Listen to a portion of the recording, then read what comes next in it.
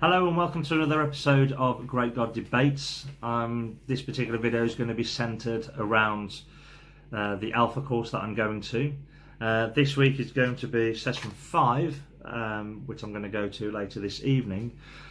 And it's about prayer.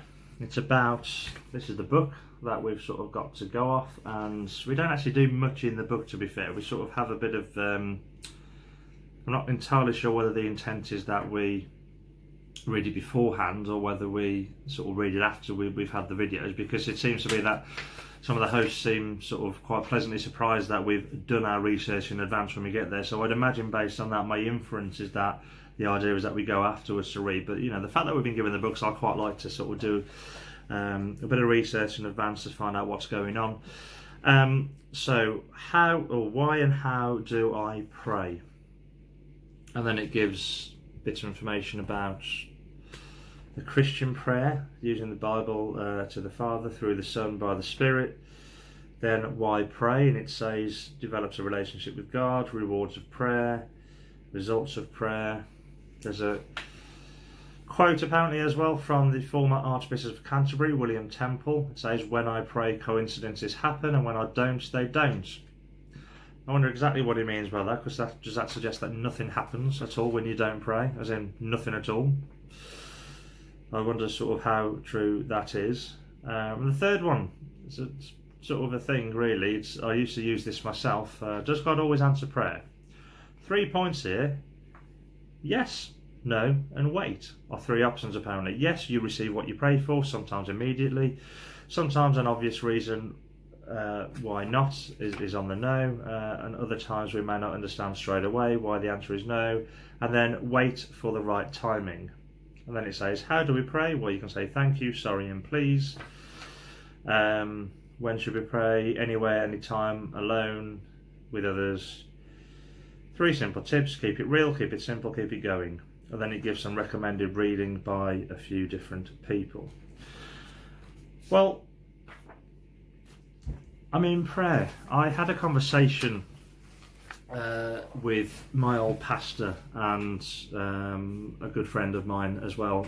Went to a coffee shop, and I talked about the fact that I no longer believe and that I've got lots of questions, and explained why I've got no good reason to believe anymore. And there was very, very typical sort of things that they would say. Some things sort of were enlightening, some were interesting, and one sticking point was that they noticed that I'd started to put some things on Facebook that appeared to be questioning. You know, I mean, people don't like that really. I mean, we say that it's good to question, but actually when it really is put out there, people don't necessarily like it, and I think that's makes me question as to whether how secure it is if we don't like these types of questions being put out there in the arena. One of their sort of reasons was just be careful that you're not embarrassing or upsetting my wife, because, you know, my wife is still a Christian for the most part, and I understand that. And I was set a challenge, and for 6 months after that, to sincerely pray to God without any sort of preconceived ideas. Not sure how that's possible in reality, but I said, look, I will try, because I think it's quite difficult really though when we think about it, because if I have no longer got a reason to believe that God exists in the first place, then anything that might happen, I struggle to see what I can see around there that tells me that it's definitely God. But I said I would try, but also that it's really easy if you already believe something first. So if you believe in God, in particular the Christian God, because there are many gods that have been worshipped throughout history, I think it's very easy to... sorry, I wasn't swearing at you then, I'll just adjusting my glasses. It's very easy if you already believe something, if you believe first, to attribute things that happened to that thing that you already believe in. So for example, if you one, you believe in a God, and 2, you believe that God is capable of doing certain things, then of course you are going to say that if that's happened, that's another notch in the post for God. That's my evidence that helps me to believe that God actually exists. amongst other reasons as well. But that's in terms of prayer. If something's happened, well then yes, that's God. And too many things have happened to me for me to doubt my faith, which people have said before, and I used to say it as well. Too many things have happened, too many coincidences have happened to me that they can't be anything else. Okay, I'll question how you actually arrive at the conclusion that it couldn't be possibly anything else, because I mean we know coincidences can happen. But I said, well, I'll try, and I certainly did, and certainly I still pray now, really. You might think that's odd as somebody who doesn't believe to pray, but I pray because I just wonder, I pray in like, God, seriously, if you do exist, please give me something that is going to show that you exist, and it's going to be quite clear, and it's not going to be that you're relying on inference, that you're going to expect me to look at the trees or look at the clouds, which lots of people say, well, can you not see that you look around you and that it's God or that it's a design? Well, no, but we see the same things. But what's happening is you're interpreting that as being because of some divine, supernatural, outside of our reality being that's caused it. And we see the same things, but there's lots of different explanations for it, you know. None of them necessarily, the things that we have evidence for, dictate that a God must have been behind it. So I said, well, I will try, and I genuinely did, especially for those 6 months, and I sort of stepped away from Facebook for a while. And I still had nothing. And people will probably be watching this and say, well, yeah, you probably did have something, but you've ignored it or you've denied it. Well, no, not necessarily. If a God truly does exist, and if it happens to be the Christian God, and if they're desperate to have a relationship with me, then they would know what it would take to convince me. And the simple inference doesn't work, and it shouldn't work, I don't think. Oh, I think that must be God. I can't think of anything else, therefore it must be. But I've tried, and it doesn't seem to be any different. And people will say, well, how do you account for people's lives transformed? How do you account for this happening when I prayed? Well, as I've said before, I understand that things happen. People can have experiences, but how do we know that their assessment of those experiences are in fact accurate? Because I don't think there's a way of doing that, really. Because if the Christian God was the only God throughout history that was ever worshipped, then I would think there'd probably be a bit more of a thing to say about it. But in actual fact, that doesn't appear to be the case. There are thousands of gods that have been worshipped throughout history. Lots of people would say that things have happened as a result of their God. But if you take a step back, how can any of us actually tell the difference? What is the difference between a Christian God doing something, or a Hindu God doing something, or any God at all, or no God doing something? Because if things happen, they happen. And this thing of on section 3, because everything else sort of just gives Bible verses, which, as I've said before, I don't think you can use the Bible as evidence. They seem to rely on the fact that they believe that they've sort of grounded the external evidence before, and then think the Bible's sufficient. But yes, no, and wait, 3 possible answers. I used to say that before. But do we not think that yes, no, and wait just literally addresses life? Things sometimes will happen in our favour. Things sometimes won't happen.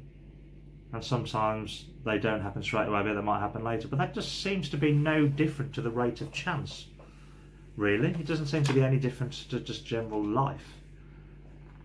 Because it's not every time something happens, the thing that we want to happen doesn't always happen.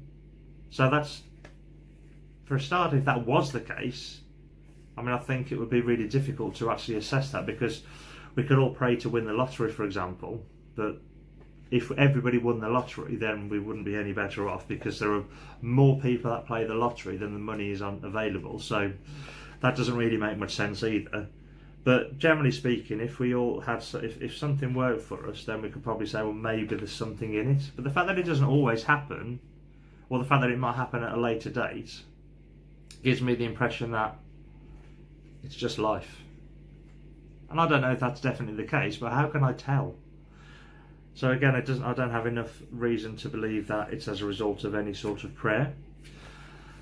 But there's also, if you have a look on Google, you can research the Templeton prayer study, and I think it was about some sort of heart disease, but I'm not quite sure what the exact issue was. But there were 3 sets of people in a hospital that there was a study done on, and they separated. So there was a group of people, they separated them into 3, and one group wasn't prayed for, another group was prayed for but didn't know about it, and there was another group that was prayed for but were told that they were being prayed for.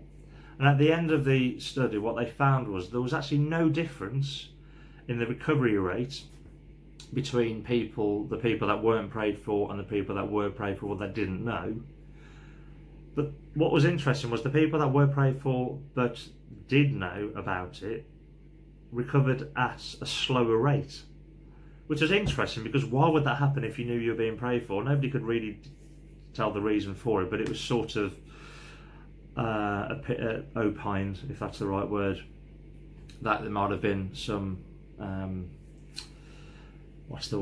performance anxiety involved, maybe. But it's interesting that the 2 that were being prayed for and they didn't know and weren't being prayed for, there was no difference.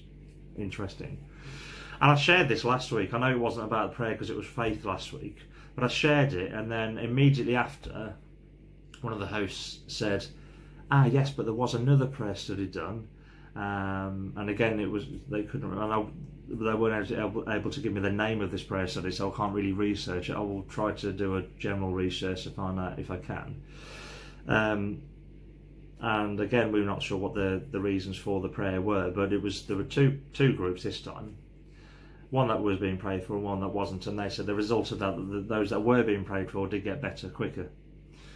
Well, okay. I mean, we can quote studies like that, okay? But why should we only quote the one study? Because in that study, that you may have found that actually this particular time, this group overall performed better that were prayed for than those that weren't. But we really, when it comes to science in particular, why not look at both studies then? Because this one study might suggest one thing, but if you take into account the other, then you realise that actually prayer then potentially works no better than the rate of chance. And if that's the case, then how can we then be sure that the result of the prayer had anything to do with any sort of external divine intervention?